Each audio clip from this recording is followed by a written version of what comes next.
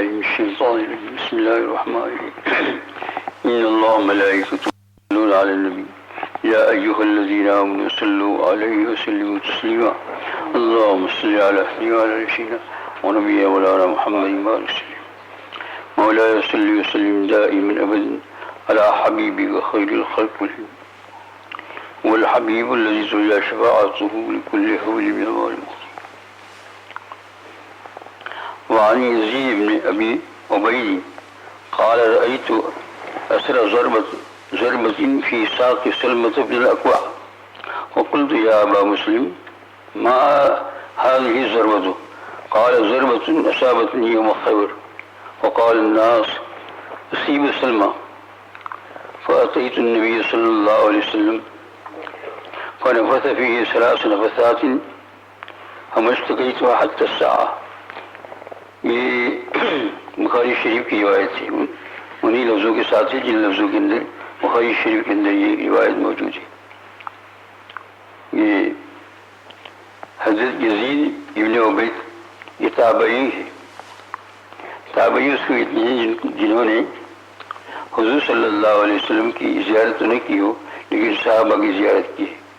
تو یزید ابن تابعی کہتے ہیں کہ ایک دن میں نے حضرت سلمہ ابن اکوع یہ صحابی ہے رضی اللہ تعالیٰ عنہ کی پنڈلی پر زخم کا نشان دیکھ کر ان سے پوچھا، یعنی گھٹنوں اور پاؤں کی انگلیوں کے درمیان کے جو حصہ ہوتا ہے اس کو پنڈلی بولتے ہیں اردو. تو اس پر بہت بڑا زخم کا نشان تھا سلمہ ابن اکوع رضی اللہ تعالیٰ عنہ اس صحابی کو. ان سے پوچھا کہ ابو مسلم جو ہے ان کی کنیت ان کی سلمہ ابن اکوع کی کہ یہ زخم کا نشان کیسا ہے آپ کے پاؤں کے اوپر؟ بہت بڑا زخم نشان ہے، زخم تو اچھا ہو گیا تھا. انہوں نے کہا کہ یہ زخم جو ہے خیبر کی لڑائی میں تھا، یعنی لگا ہوا تھا مجھے، اور زخم بھی جو ہے اتنا سخت تھا کہ لوگوں میں مشہور ہو گیا کہ سلمہ اب انتقال کر جائیں گے. یعنی اتنا زوردار زخم تھا کہ خون بہتا ہی چلا جا رہا ہے، اندر کھڈا ہو گیا. تو اور صحابہ نے، یعنی حضور صلی اللہ علیہ وسلم کے زمانے کا واقعہ ہے یہ، تو اور صحابہ نے یعنی ان کو یہ پوچھا کہ یہ زخم کیسا ہے، تو وہ اس کا قصہ بیان کرتے ہیں پچھلے زمانے کا ایسا ہوا تھا. تمام صحابہ جو وہاں تھے انہوں نے کہا کہ سلمہ اب نہیں بچ سکتا ہے کسی صورت کے اندر. یعنی یہ زخم کی تکلیف کی طاقت نہیں لا کر وہ ختم ہو گیا. لیکن سلمہ بن اکوع رضی اللہ تعالیٰ کہتے ہیں کہ میں اتنا زخم ہوا میرے اندر خون نکلا لیکن میں ہمت کر کے اس زخم کے ساتھ نبی کریم صلی اللہ علیہ وسلم کی خدمت میں پہنچا. وہ ایک جگہ پر تشریف فرما تھے. تو آپ صلی اللہ علیہ وسلم سے انہوں نے کہا کہ یا رسول اللہ یہ آپ نے دیکھا کہ وہ بہت بڑا زخم پڑ گیا ہے. تو آپ نے اس زخم پر 3 بار دم کیا. فنفث فیہ 3 نفثات، 3 مرتبہ پھونک ماری، دم کیا کچھ پڑھ کر بھی. کہتے ہیں اس 3 مرتبہ جو آپ صلی اللہ علیہ وسلم نے اس پر دم کیا میری پنڈلی پر زخم پر، تو وہ زخم ایک بار کی یعنی فوراً ایسا اچھا ہو گیا کہ پھر اب تک کتنے سال گزر گئے مجھے کوئی تکلیف نہیں. ہزاروں واقعات یہ بخاری شریف کی روایت ہے. بخاری شریف کے اندر اس کے ساتھ ساتھ اور بھی واقعات بیان کیے. یعنی کسی کو آنکھ نکل گئی کسی صحابی رضی اللہ تعالیٰ کی، تو دوسرے صحابہ جو موجود تھے انہوں نے کہا کہ آنکھ نکل گئی، یعنی آنکھ کا جو اندر کا جو حصہ ہے باہر لٹک پڑا. کتنی کون برداشت بھی کون کر سکتا ہے. تو کہا اس کو آہستہ سے پکڑ کر کھینچ کے نکال ڈالو، پھر کچھ دوا لگا دو تو ایک آنکھ تو ٹھیک رہے گی اور ان کی طبیعت اچھی رہے گی. کیسے برداشت کر کے جب آنکھ باہر نکل گئی ایسے. آج آپ دیکھتے ہیں ہم کو اگر ذرا سا ہوتا ہے تو کیا ہو جاتا ہے. تو دوسرے صحابہ نے عرض کیا کہ نہیں آنکھ نکالو مت، اور خود جو زخمی تھے انہوں نے کہا حضور صلی اللہ علیہ وسلم کے پاس جائے. اگر آپ مشورہ دیں کہ آنکھ نکال ڈالو تو نکال لیں گے. قریب میں تھے حضور صلی اللہ علیہ وسلم, پکڑ کر لے گئے ان کو, دیکھا آپ نے کہ آنکھ کا دعا نہیں. کہا کیا ہو گیا یہ؟ تو آپ نے اس کو اپنے ہاتھ مبارک سے پکڑ کے اندر رکھ دیا یوں کر کے. کہا کیا؟ چلے گئے. بالکل آنکھ جیسے کہ خبر بھی نہیں تھی کہ کون سی آنکھ کے اندر یہ زخم ہوا تھا. سرکار دو عالم صلی اللہ علیہ وسلم ہمارے ایسے نبی ہیں. ایسے ہی فمبلغ العلم فی انہ بشر وانہ خیر خلق اللہ کلہم. صاحب کثیر غذا فمبلغ العلم فی انہ بشر وانہ خیر خلق اللہ کلہم. ہمارا علم اتنا ہے کہ حضور صلی اللہ علیہ وسلم بشری ہے, اور ہے بشر تو قرآن پاک میں قل انما انا بشر مثلکم, قل انما انا بشر مثلکم قرآن پاک میں سورہ کہف کی آخری آیت ہے کہ میں انسان ہوں. لیکن صاحب قصیدہ مردیس کی تفسیر کرتے ہیں فمبلغ العلم فی انہ بشر, ہمارا علم اتنا ہے کہ آپ بشر ہے, وانہ خیر خلق اللہ کلہم, لیکن ساری کائنات کے اندر انسان ہی نہیں, جنات انسان جتنی مخلوقات ہیں ان سب میں آپ صلی اللہ علیہ وسلم بہت اچھے اور بہتر ہے. ایسا کوئی مثال نہیں, اسی کوئی مثال اللہ جل شانہ نے ایسا ہیرا پیدا کیا کہ آدم علیہ السلام سے لے کر آج تک اور آئندہ تک کوئی ایسا ہیرا ہونے کا نہیں.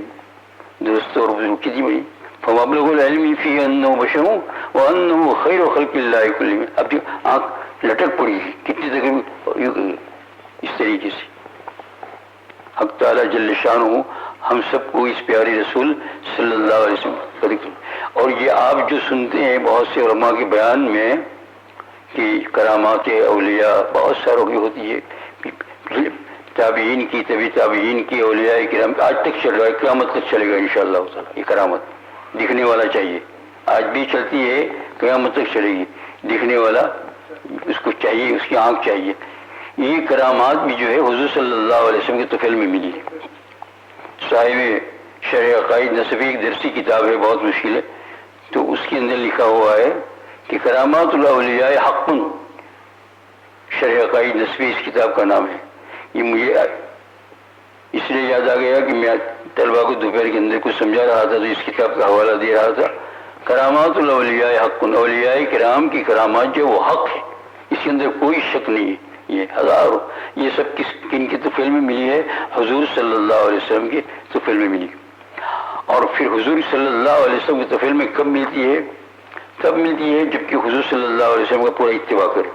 اسی کو اولیاء کہتے ہیں نا, پورا اتباع کرے, کھانے میں, پینے میں, سونے میں, لین دین میں, لوگوں کے ساتھ ملنے میں, جلنے میں, پڑھنے میں, نماز میں, روزہ میں, صدقات میں, خیر خیرات میں, اخلاق میں, سب میں یہ حضور صلی اللہ علیہ وسلم کی اتباع کرے.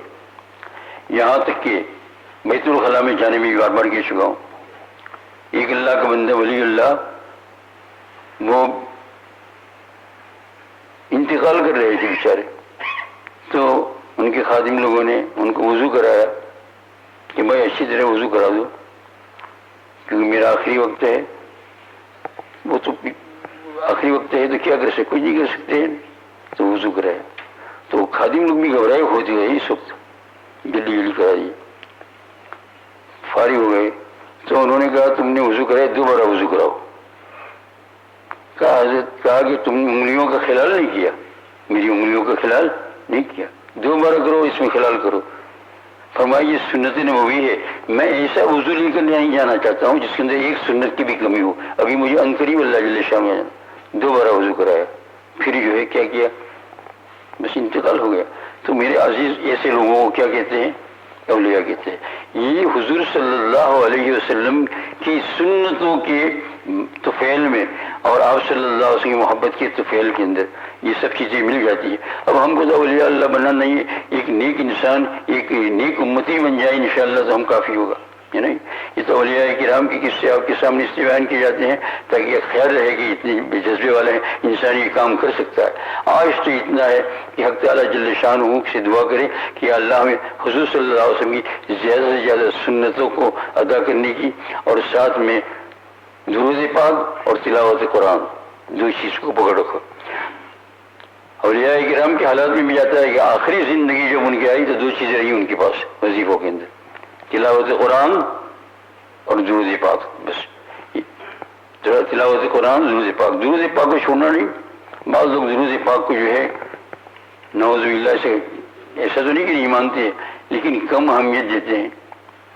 نہیں، قرآن پاک کی تلاوت کرتے کرتے درود پاک کا حصہ نکلو، کیونکہ درود پاک جو ہے نا یہ حضور صلی اللہ علیہ وسلم قرآن پاک کن پر اترا، کس نے پڑھایا، کس نے اس کے بتایا؟ حضور صلی اللہ علیہ وسلم نے. لقد من اللہ علی المؤمنین اذ بعث فیہم رسولا منہم یتلو علیہم آیاتہ. صحابہ کرام کو آیات یزکی ان کا تذکیہ کرتے ہیں. تو یہ جو قرآن پڑھتے پڑھتے درود پاک کا بھی ایک وقت نکالو، کس میں درود پاک پڑھتے جاؤ. میں نے کہا اولیاء کرام کی حالت یہی ہوتی ہے کہ یا تو قرآن پاک تلاوت کرتے ہیں چاہے دیکھ کر چاہے زبانی، اور فرمایا مراقبے کی زندگی کے اندر دیکھ کر پڑھنا اچھا ہے تاکہ کوئی غلطی رہ نہ جائے، اور یا زبانی پڑھے تو قرآن شریف پاس میں ہو فوراً کھول کر دیکھ لے. اور درود پاک آتا ہے حدیث پاک کا مفہوم کہ جس نے یہ درود پاک پڑھا جزا اللہ تعالی سیدنا محمد صلی اللہ علیہ وسلم ما هو اہلہ. بس اتنا ہی لفظ ہے. اس میں بتانا چاہتا ہوں کہ درود پاک کیوں پڑھنا چاہیے، حضور کا احسان کیوں ہے. حدیث پاک کا مفہوم یہ جزا اللہ تعالی سیدنا محمد صلی اللہ علیہ وسلم ما هو اہلہ. یہ اللہ تو بدلہ دے حضور صلی اللہ علیہ وسلم کو ہماری طرف سے. ہم تو جہنم میں جاتے اگر آپ ہماری طرف سے آپ کو حضور صاحب کو ایسا بدلہ دے جس بدلے کے وہ لائق ہے. وہ تو بہت حضور صلی اللہ علیہ وسلم خیر خلق ہے، تو ایسا بدلہ عطا فرما. ہماری طرف سے نہیں بلکہ ہماری طرف سے ہے، لیکن دعا یہ ہے کہ ان کو ان کی ذات عالیہ ان کے روشن ذات کے مطابق فرما. اتنا جو پڑھ لے گا تو فرشتے لکھنے کے لیے دوڑتے ہیں اور کتنا وقت گزر جاتا ہے لیکن ان کو فرصت نہیں ملتی ہے، وہ اس کا ثواب لکھتے ہیں. کس کے حق میں؟ پڑھنے والے کے حق میں، بندے کے حق میں. حضور کے حق میں کیا ہے وہ تو اللہ ہی جانتا ہے. خالی جس نے یہ پڑھا جزا اللہ تعالی سیدنا محمد صلی اللہ علیہ وسلم ما هو اہلہ. کیوں یہ درشی بہت جگہ ملتا ہے. بعض لوگ پوچھتے ہیں کہ درشی لکھوا دو. ارے بھائی لکھواؤں کہ تو ملتا ہے، آپ لوگ تھوڑا سا یاد رکھ لو پھر دیکھ لو کتابوں میں، اور اگر نہ ملے تو پھر پوچھ لو. جزا اللہ تعالی اللہ تعالیٰ بدلہ دیے سیدنا ہمارے سردار حضور صلی اللہ علیہ وسلم کو ایسا بدلہ جس کی وہ لائق ہے. تو ان کو تو کیا ملے گا وہ اللہ ہی جانتا ہے. وبعث مقام محمود. لیکن پڑھنے والے کو اس کا بدلہ اتنا پڑھنے کا ایک 3 مرتبہ پڑھا تو 3 مرتبہ کے متعلق کہ فرشتے چاروں طرف سے دوڑتے ہیں اس کے نام عمل میں لکھنے کے لیے. فراغت نہیں ملتی ہے، سب لگ جاتے ہیں، لیکن اتنے فرشتے. حق تعالیٰ جل شانہ ہمیں قدر کی توفیق عطا فرمائے. حق تعالیٰ جل شانہ دعا کرتے ہو. تو میں نے کہا قرآن پاک اور درشی ابھی سے عادت ڈالو. اولڈ مین ہوتے ہوئے دیر نہیں لگتی. آپ ایسا نہیں سمجھیں گے ابھی سے بڈھا بہت دیر. میں یہاں آیا تھا 30-35 سال کی عمر کا ایسا، اور اتنے سارے سال پتہ نہیں کدھر گزر گئے. یعنی کبھی کبھی سوچتا ہوں حق تعالیٰ جل شانہ ان وقتوں کو کام میں لگانے کی توفیق عطا فرمائے. عشاء کی نماز سنی وما هذه الحیات الدنیا الا لہو ولعب. پہلی رکعت یہ دنیا کھیل کود ہے، کھیل کود ہوتے ہوئے بھی اس میں اپنا کام نکال لو. خالی کھیلتے مت رہو بلکہ اس کے اندر پڑھ کر یہ کر کے کیا لو اپنا حصہ. وما هذه الحیات الدنیا الا لہو ولعب. اصلی زندگی وان الدار الاخرۃ لہی الحیوان. یہ پارے 21 میں پڑھے گئے رکوع عشاء کی نماز میں سنا ہے. لو کانوا یعلمون، کاش کے سمجھ جائے. اور پھر جب کوئی تکلیف آتی ہے کہ ہائے اللہ تکلیف ختم ہو جاتی ہے، اللہ کون ہے جانتا بھی نہیں. اس کو آگے فرمایا فَإِذَا رَكِبُوا فِي الْفُلْكِ دَعَوُا اللَّهَ مُخْلِصِينَ لَهُ الدِّينَ. جبکہ بڑے بڑے جہازوں میں یا کشتیوں میں سوار ہوتے ہیں اور زوردار ہوائیں آتی ہے اور ڈوبنے کے قریب ہو جاتا ہے وہ، تو اس کے اللہ اللہ اللہ مخلصین خالص اخلاص کے ساتھ اللہ کو. فَلَمَّا نَجَّاهُم مِّنَ الْبَرِّ، جب کنارے پر گئے نجات اڑ گئی، اذا ہم یشرکون، اللہ کو بھول گئے، شرک کرنے لگے اللہ کے ساتھ. تو ایسا نہیں، اللہ تو ہمارا ہر وقت ہر حال میں ہر اور آخر میں تو اللہ ہی اللہ ہے، اللہ کے علاوہ کوئی ہے ہی نہیں. مرتے وقت بھی اللہ اللہ اللہ ہی اللہ ہے، اور پھر آخرت میں تو اللہ ہی اللہ ہے نا. تو حق تعالیٰ جل شانہ کیا یہ قرآن پاک کی تلاوت اور درود پاک جتنا ہو سکے اتنا کرو، اور انشاءاللہ اللہ پاک توفیق عطا فرمائے. سبحان اللہ وبحمدہ سبحانک اللہم وبحمدک اشہد ان لا الہ الا انت استغفرک واتوب الیک. اللہ دل سے